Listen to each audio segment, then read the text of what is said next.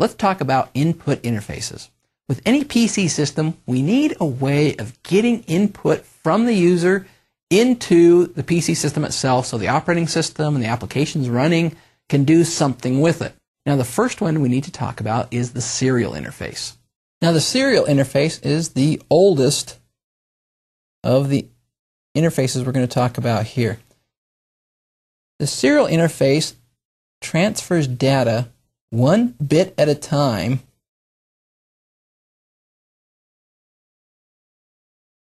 from the sending device to the receiving device. Now, back in the old days, all of our mice were serial devices. We might have our mouse right here. This was back in the days when mice were like really unique on PC systems, you know. Mouse, what do I need a mouse for? What the mouse would do is the person would move the mouse, would send the signals to the PC in a serial fashion, meaning that it sent one bit at a time across this wire from the sending device to the receiving device. Now, serial has some very distinct advantages. One of the great advantages of serial is because we're sending just one bit at a time, we can have very long cables. The key disadvantage, however, as you can see, if we're sending just one bit at a time, is that it's rather slow. Okay? We can't transfer a lot of data really fast. One of the other problems that came up was the signaling. It really wasn't a problem with mice, but with other serial devices, such as an external modem, we had to configure a way to say this byte of data, which is made up of 8 bits, starts here, and then 1, 2, 3, 4, 5, 6, 7, 8, and ends here. If you think about it, if you're just getting a serial stream of data coming in, how do you know where one byte ends and where the next byte starts? You can say, well, does it start right here and go right here? Does it go right here to over here? How do you know? So we had to come up with many different types of encoding schemes to say, in order to indicate that a bit is about to start, you need to send this signal, and when we're done, we need to send this other signal, and so on. And timing was an issue, too. We had to know how fast these bits were going to be coming in. Now, the serial interface was used by a variety of different types of devices. We already talked about mice, and we talked about the fact that it was used with modems. External modems were almost all serial devices back in the old days. In addition, there were a lot of serial printers in use. For mice and for modems, serial worked really well. For printers, serial worked moderately well because you could have a very long cable. You could put a printer across the room and still be able to print to it without any errors. But this issue of speed really manifested itself when we started dealing with printers. And that's because, especially with like a laser printer that prints one page of data at a time, it could take a very long time to get that page of data sent to that printer when you're dealing with a serial interface. Because of the speed issues associated with the serial interface, a new type of interface was developed to transfer data as fast as possible from your PC system to a printer, and that's called the parallel interface. Let's take a look at how parallel works next. Remember, with the serial interface, we had a single signal traveling one bit at a time from the device to the system, or from the system to the device. Well, with a parallel interface, instead of having one wire carrying data, we have 8 wires. And why do you suppose we have 8? 1, 2, 3, 4, 5, 6, 7, 8. Why do we use 8 wires? So we can transfer data not one bit at a time, but 1 byte at a time. Remember, 1 byte is equal to 8 bits. Instead of transferring 1 bit at a time on a single wire the way serial does, the parallel interface would transfer a single byte all at once. You'd have a 0, 1, 1, 0, 1, 1, 1, 0.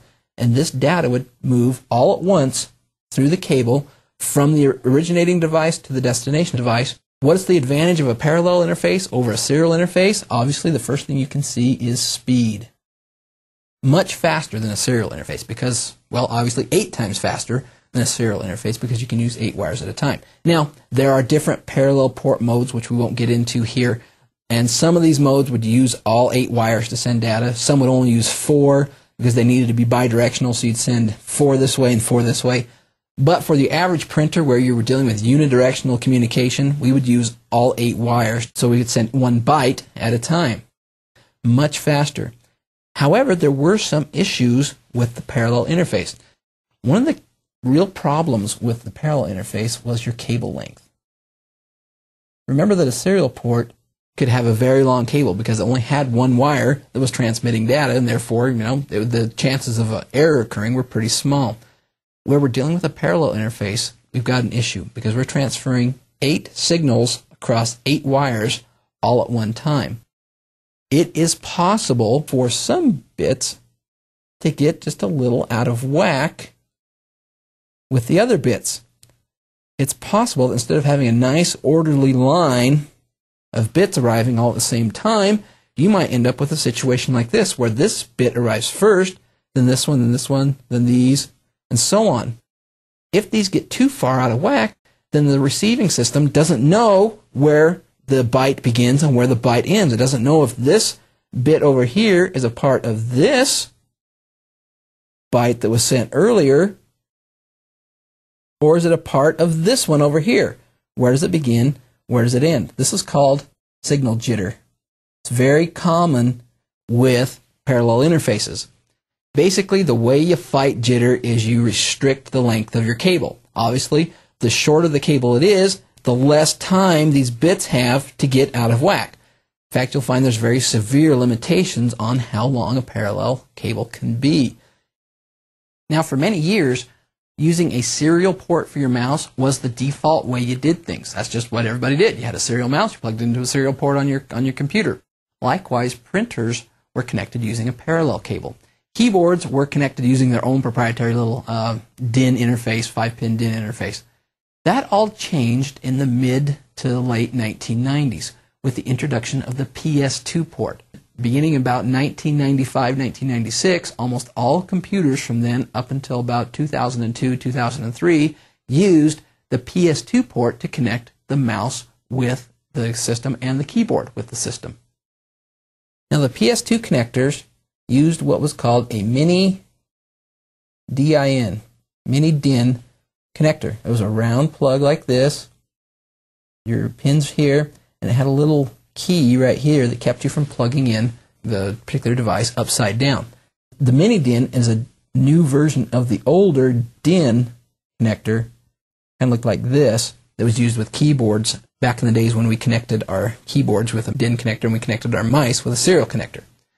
Now, the mini DIN connectors, if you looked at the back of a given PC case, you'd usually see 2 small circles, usually over here on the left-hand side of the back of the case. And in the old days, they were identical. They were both black, and they're stacked on top of each other. And if you got an inexpensive system, or if you were building a system, you had an inexpensive case, they had no markings on them to tell you which one was which. But by default, the standard in the industry was to use the lower one for the keyboard and the upper one for the mouse. Now, fortunately, over the years, a little bit of standardization started taking place, and instead of coloring these 2 plugs both black, we started using purple and green to differentiate between the plugs that were used for the mouse and the keyboard. Throughout the late 1990s, this was the way you connected peripherals to your PC system. You connected your mouse and your keyboard using the PS2 connectors, and you connected your printer to the system using a parallel port.